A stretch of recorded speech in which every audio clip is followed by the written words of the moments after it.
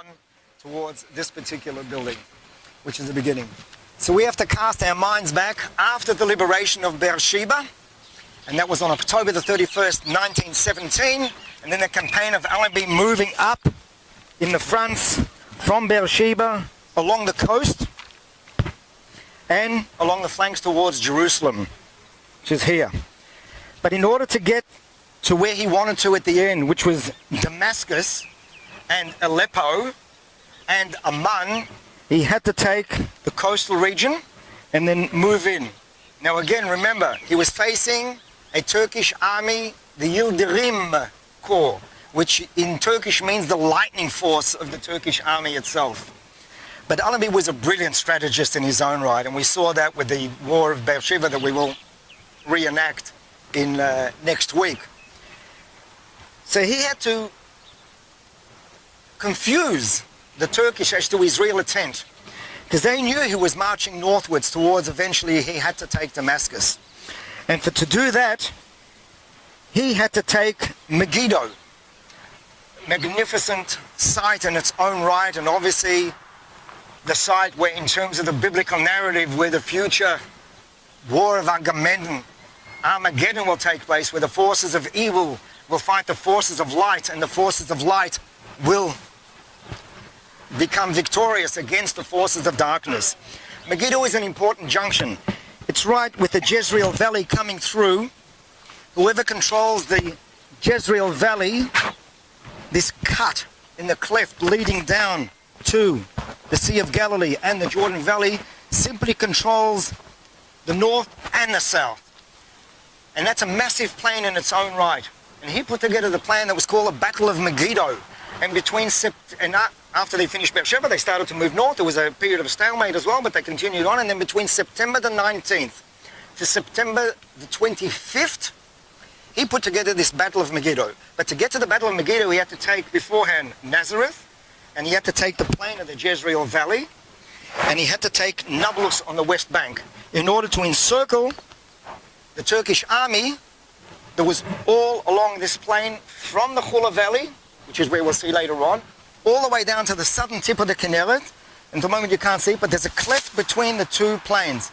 That is Jordan, coming further down, further down. That is Golan, Jordan, and to do that, he had to get to Dara. Dara is on the other side of the Jordan River, leading into Syria. Now, to get to Dara, which was a railway line, and control that, you control then the traffic between Damascus and the Hajj railway all the way down to Mecca. So we had to control all these basic intersections. But the Turks understood that he began to amass forces. They say, well, he's going to come through the Jordan. He has to. But he didn't. He fooled them and he came in through the Jezreel Valley. And he allowed General Cheval to be in charge of that charge. And they took the Jezreel Valley and from the 19th of September onwards in a massive charge in its own right, and then began to head towards this section of the western shore of the Sea of Galilee. On September the 20th, the German general Otto Liman von Sanders had a defense of Nazareth, and he thought he would be able to hold back General Allenby, but he didn't. They overcame his defenses. He escaped, which was a real blight on the calendar, because they thought this was their chance to catch the commanding officer, or the German commanding officer of the Turkish and German troops at this juncture. But he managed to escape on the 19th, turned up in Tiberias, came down to Semakh on the 20th and said, guys, this is our defense line. We're going to have the 4th, the 7th and the 8th Army from the Hula Valley at the top, all the way down in one rear guard action up to the Jordan River. For one long line of defensive rear guard, otherwise Damascus will fall. He gave the orders that this place here had to be reinforced, and he put together seven heavy machine gunners, German quality, field artillery, stores, ammunition, men to thwart that attempt to come here, and said, you will hold it to the last man. And that's pretty good for a general to say, the famous lines, you will hold it to the last man. You know, he was already on his way to Damascus, but you guys will hold it to the last man. It was exactly that. And to tell you that, this is what he wrote, Liman von Sanders, in his book, The 5 Years in Turkey. And he says, it was clear that the only one course remained to me in Tiberias sector from the Khula Valley to Semakh must be held at all costs, with all the means at our disposal to prevent the pursuit that is overtaking us, whilst the formation along the Jordan River and east of the Jordan River along the Yarmouk from Semakh to Dara, a major railway intersection on the other side of the river, and form a front at least for the time being. I think he knew that there was no way. The Ottoman Empire was in demise. It had lost on every front. This was the last chance for them to hold sway. So he had the rear guard. On the 25th of September, coming from the south, after having fooled them that they weren't coming from the Jordan River, he was taking the Jezreel Valley and then arrived. Then he swung down to the southeast and he asked the 4th, under Colonel Parsons, the 4th Light Mounted Brigade and the 11th Light Mounted Brigade to mount an attack from the southeast onto Semakh to take this railway junction. And to do that, he said, the Lancers, the 19 Lancers before had reported, wow, there's a massive flank between the mountains of the Perea Ridge and the mountains on the other side. And it's empty, it's a flat, perfect for a cavalry charge, and that's what we're going to do. Only they didn't understand that the German general had fortified this position for 700 meters on the flank where they were going to go with their own machine gunners. And he told them to attack at 2:30 in the morning. They began to amass the cavalry, and then the charge began. And it was the only night charge of the cavalry of the Light Mounted Brigade in the campaign. And at 4:30 they got to here. They flanked on both sides of the railway line, which is just ahead that we'll see, and then began to hit the outer defences. And they didn't think that it was as reinforced as it was. And the machine gunners began to open fire from them from here, from the building, and from the flanks in front of it, onto the cavalry charge. 100 horses were killed in that initial charge, from the snipers and the machine gunners that were here. But he then placed the 4th Machine Gunner Squadron at the top of the hill. They began to hit back on the Turks. They came to the outskirts of the building that we hit. Remember, this was also a village, not just a railway line with one building. It was a small village in its own right. They dismounted and they began to attack the building. And in a 2-hour period, they fought building to building, room to room, till they got to this building itself. And it's 2 stories. We'll be in there and we'll go and see it as well. And in the end, they overcame them in a 2-hour period and punched a line in the center between Khula and the access to the Jordan River, gaining control. 33 Australians died, 56 or 66 were wounded, 28 Turkish and German defenders were killed, 66 were wounded, and 330 people were taken prisoner, unwounded.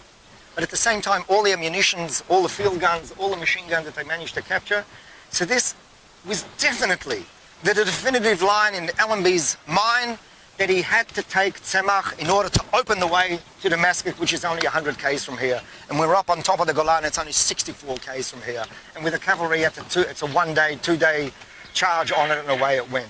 And that was the importance of Semakh in the Anzacs and the overall, the British Expeditionary Forces campaign to liberate the Levant from the Turkish Empire. So a wonderful story, wonderful courage, and you have to try and imagine a night charge over a plain of 800 meters, not seeing, and then all of a sudden being picked off by the Turkish. That's bravery. So we're going to walk and we'll see the actual places where this took place. If you've got any questions, go ahead, but it's better to see it and you'll be able to absorb it, and we'll go into the historic building and you'll see the photos, and then there's a short walk towards the end and you'll see the plane, and then there's a film at the end of it of a couple of minutes that depicts the events as well. So what we have here are in memory of those who fell, and you can see the date, 25th of September. So you can walk through, you can have a look, you can look at the names of the people, where they came from, Queensland, a lot of them from Queensland. You can see it here, so that would mean a lot for you. My grandfather was in but he was dead by now. Your grandfather He was 18. Right. Yeah, he was the 11th, but he was killed at Tel El Sharia. Oh, Tel El Sharia. Wow. That's just north. Gaza. Yeah. Right. Wow, that must be so meaningful for you to see at least the Light Horse regiments That's and right, people. exactly. And for sure. Follow what happened next. No, I the don't next know what happened. at Got a little booklet about what happened with him until he got to El Sharia, which my uncle wrote. But after that, I don't know. You don't know when the 11th. Oh, when they took over. But Okay. this is a bit of it. Sad thing about this, Evie, too, this is really the end of the war.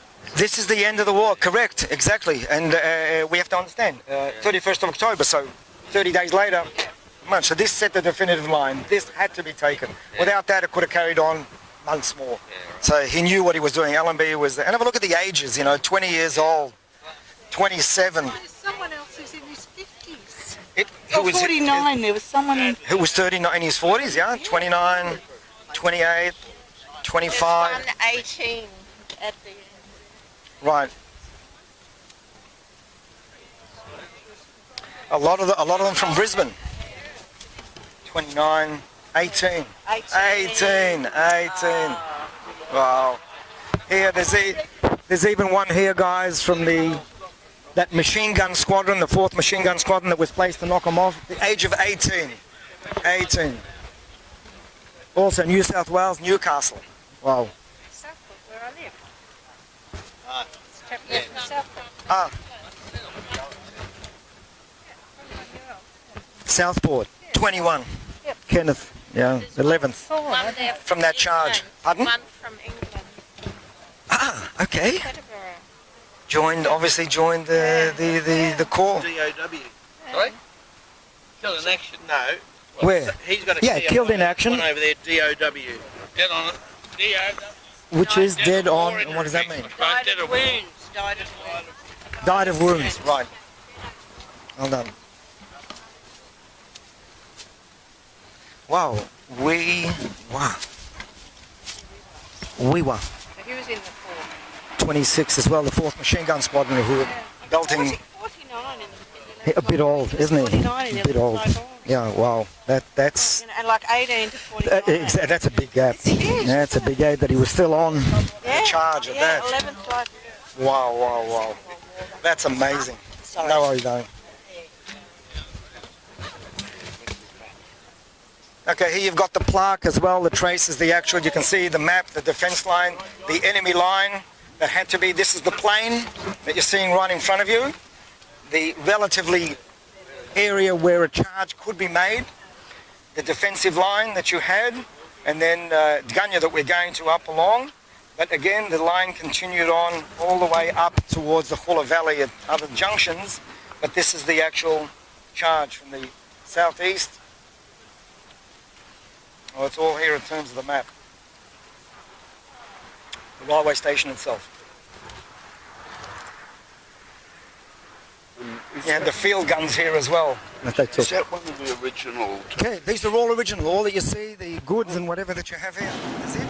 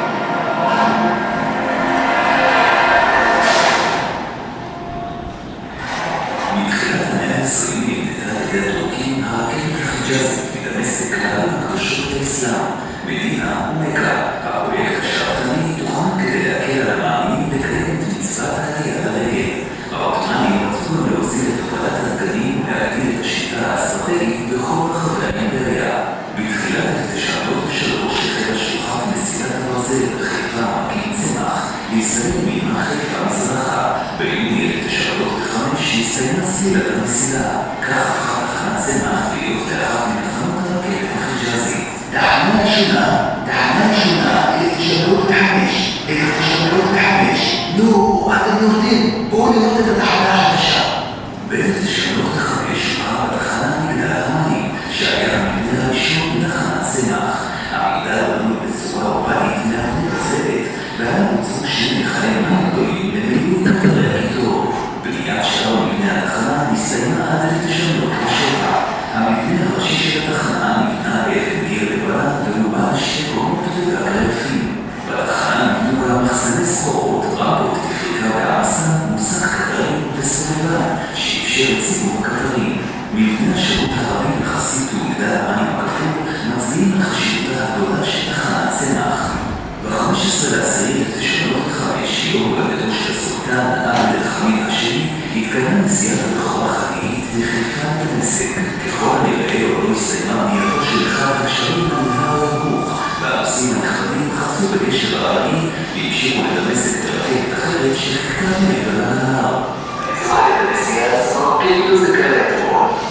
במאי 1906 החל הקו לפעול באופן סביר. מדי יום יצאה רכבת אחת מחיפה והייתה ממשיכה עד לדמשק. רכבות אחרות היו מסובבות את הקטרים ושרות לחיפה. קו חיפה צמח מונה לימים רכבת העמק. התחנה שהייתה את ראשית היישוב היהודי באזור, קבוצת כנרת, מנחמיה, דגניה וגם טבריה. גרעין ההתיישבות החלוצי באזור היווה מודל חשוב לשאר חלקי הארץ, והיה שותף להקמתם של המוסדות הציוניים הראשונים. לרכבת העמק היה תפקיד חשוב בהפצה החזון הציוני לשאר היישובים שנולדו בעמקים ובמרכז הארץ. קדימה, להזדרז, לעלות לרכבת, אנחנו צריכים להתקדם. הפריטים באים.